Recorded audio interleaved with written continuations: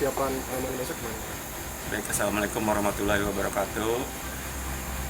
Terkait dengan kesiapan rencana sidang kasus dugaan pembunuhan yang dilakukan oleh Prada DP direncanakan pada tanggal 1 Agustus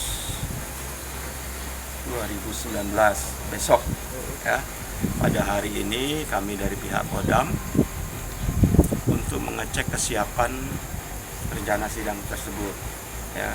Rekan-rekan wartawan ketahui, jadi saya datang ke sini untuk mengecek kesiapan dari baik itu pengamanannya, tempat-tempat ruang sidangnya, kendaraannya kami ngecek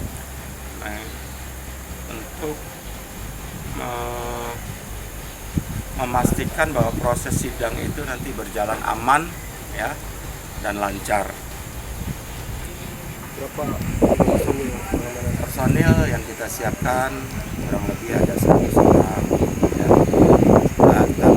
Dalam hal ini nanti ada yang berada di sekitar area Bilmil maupun nanti ada di ruangan. Kita mengantisipasi hal-hal yang kita tidak inginkan.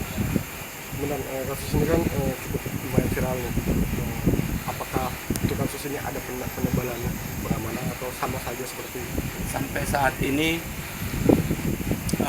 tidak ada, kita standar saja.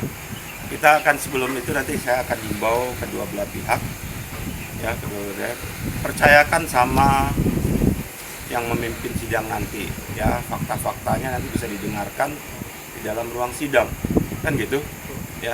Rekan-rekan juga nanti akan mengetahui apakah selesai pada saat satu hari itu ataupun nanti ya sidang nanti sifatnya Kamis sama Selasa ya Pak.